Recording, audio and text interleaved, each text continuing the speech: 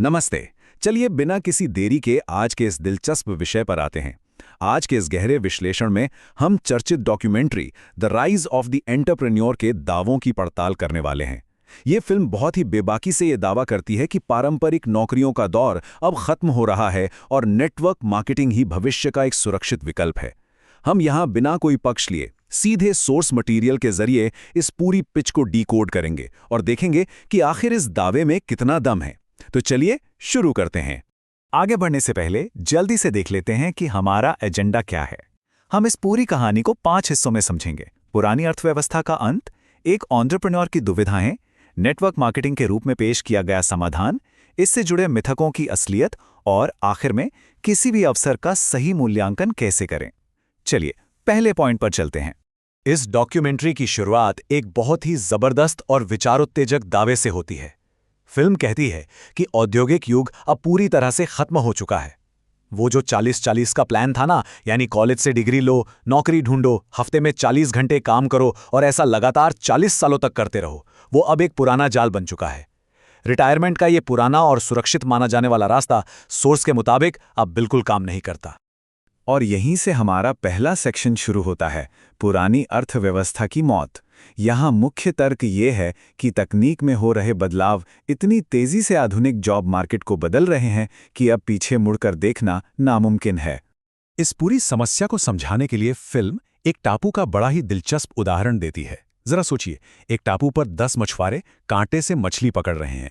तभी अचानक मछली पकड़ने का जाल नाम की एक नई तकनीक आ जाती है। अब देखिए क्या हुआ।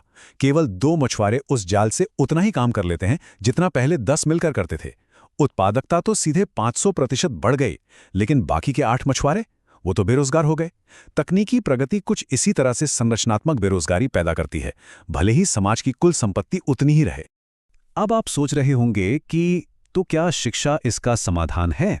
जरा इस आंकड़े पर गौर कीजिए। $1 ट्रिलियन से भी ज्यादा ये अमेरिका में छात्रों के एजुकेशन लोन का एक डरावना आंकड़ा है। डॉक्यूमेंट्री ये तर्क देती है कि जॉब सिक्योरिटी की उम्मीद में वापस कॉलेज जाना अब कोई सुरक्षित दांव नहीं रह गया है, बल्कि ये एक ऐसा वित्तीय जाल है जिससे बाहर आना लगभग असंभव है। कॉलेज की डिग्री अब ज्यादा सैलरी की गारंटी नहीं देती, बल्कि आपको कर्ज के पहाड़ तले दबा देती है।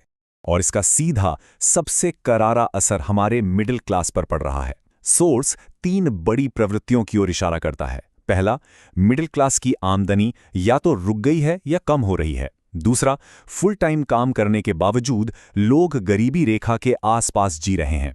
और तीसरा, सरकारी मदद या फूड स्टैम्प्स का इस्तेमाल आसमान छू रहा है। कुल मिलाकर निष्कर्ष यह है कि अर्थव्यवस्था पारंपरिक कर्मचारियों को किनारे कर रही है और मिडिल क्लास अब एक वर्किंग पुअर यानी कामकाजी गरीब वर्ग में बदलता जा रहा है। तो ऐसे में विकल्प बचता क्या है? ये सवाल हमें दूसरे सेक्शन की ओर ले जाता है, एक उद्यमी या एंटरप्रेन्योर की दुविधा।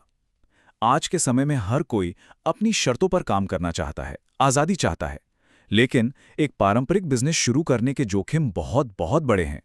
सच कहें तो एक आम इंसान के लिए अपना पारंपरिक व्यवसाय शुरू करना कोई बच्चों का खेल नहीं है। इसमें लागत, जोखिम और विशेषज्ञता तीनों ही बहुत ऊंचे स्तर की चाहिए।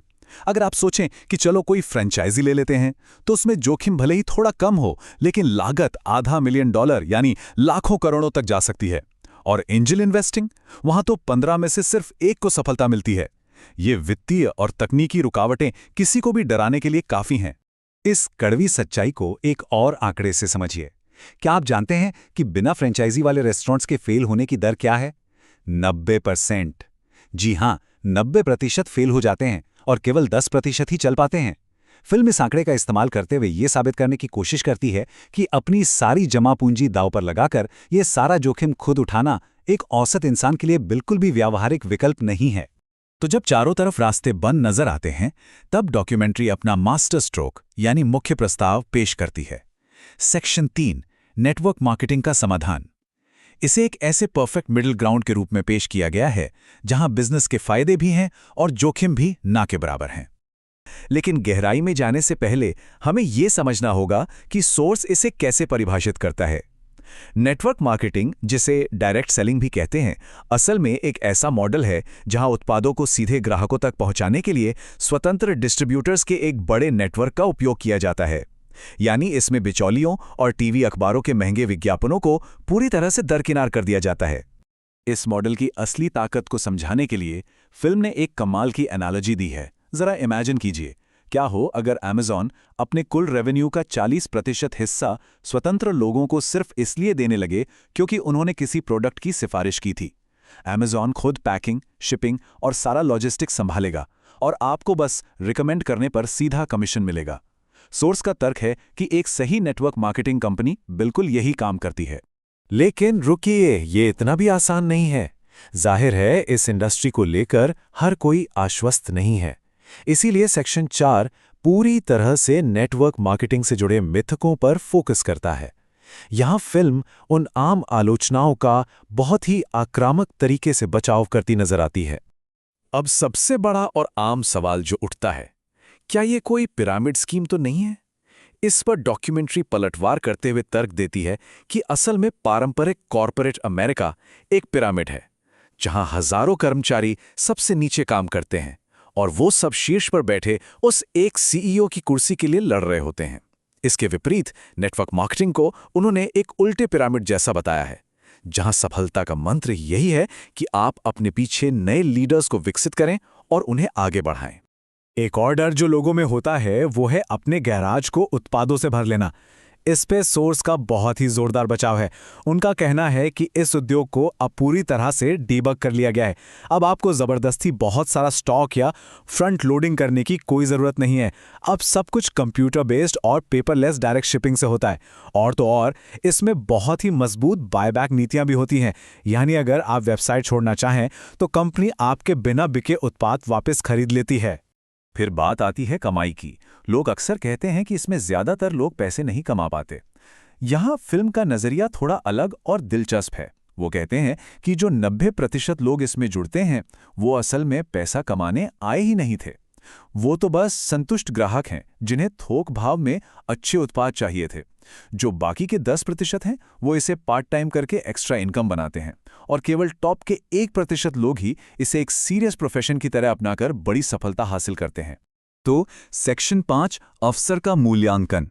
मान लीजिए आप इस रास्ते पर चलने का फैसला कर लेते हैं, तो फिर क्या? इसके लिए डॉक्यूमेंट्री सही कंपनी और सही विकल्प चुनने का एक बहुत ही व्यवहारिक और प्रैक्टिकल ब्लूप्रिंट प्रदान करती है। अपना कीमती समय या पैसा लगाने से पहले सोर्स इन 4 चीजों को कड़ाई से चेक करने की सलाह देता है। पहला, प्रोडक्ट। क्या बाजार में इसकी कोई वास्तविक जरूरत है? दूसरा, कंपनी। क्या कंपनी और उसका मैनेजमेंट स्थिर है? तीसरा, उनका कॉम्पेंसेशन प्लान या मुआवजा योजना। क्या इसमें शुरुआती लोगों के लिए भी पैसा कमाने की गुंजाइश है? और चौथा, उनका सपोर्ट और ट्रेनिंग सिस्टम कैसा है? लेकिन हाँ, कुछ रेड फ्लैग्स या खतरे के संकेत भी हैं जिनसे आपको बिल्कुल दूर रहना चाहिए। अगर कोई आपको रातों रात अमीर बनने के सपने दिखा रहा है या कह रहा है कि इसमें कोई मेहनत नहीं करनी पड़ेगी, तो तुरंत समझ जाइए कि ये एक धोखा है।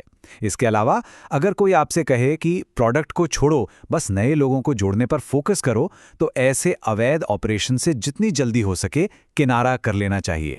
इन सब बातों के बावजूद डॉक्यूमेंट्री एक बात साफ कर देती है, ये रास्ता बिल्कुल भी आसान नहीं है।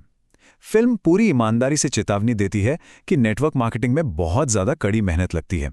जैसा कि एक कोट कहता है, शुरुआत में आप बहुत से ऐसे काम करते हैं जिसके लिए आपको पैसे नहीं मिलते, लेकिन आगे चलकर आपको उन चीजों के भी पैसे मिलते हैं जो आप नहीं करते। इसके लिए आपको अपने कौशल विकसित करने होंगे।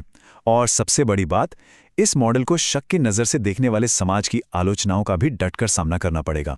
तो दोस्तों, इस पूरे विषय को डिकोड करने के बाद अंत में एक बहुत बड़ा सवाल खड़ा होता है। इस तेजी से बदलती अर्थव्यवस्था में क्या नेटवर्क मार्केटिंग वास्तव में हर किसी के लिए अपना बिजनेस शुरू करने का एक लोकतांत्रिक तरीका है? क्या यह सच में भविष्य का सुरक्षित रास्ता है, या फिर क्या यह सिर्फ एक नया हसल है जहां कंपनियों ने अपना जोखिम बड़ी चालाकी से आम और स्वतंत्र लोगों के कंधों पर डाल दिया है? डॉक्यूमेंट्री के इन दावों को अपनी खुद की आर्थिक वास्तविकताओं की कसौटी पर परखना अब पूरी तरह से आप पर निर्भर है। आज के इस विश्लेषण में बस इतना ही। चीजों को एक्सप्लोर करते रहें और हाँ, सवाल पूछना कभी बंद ना करें।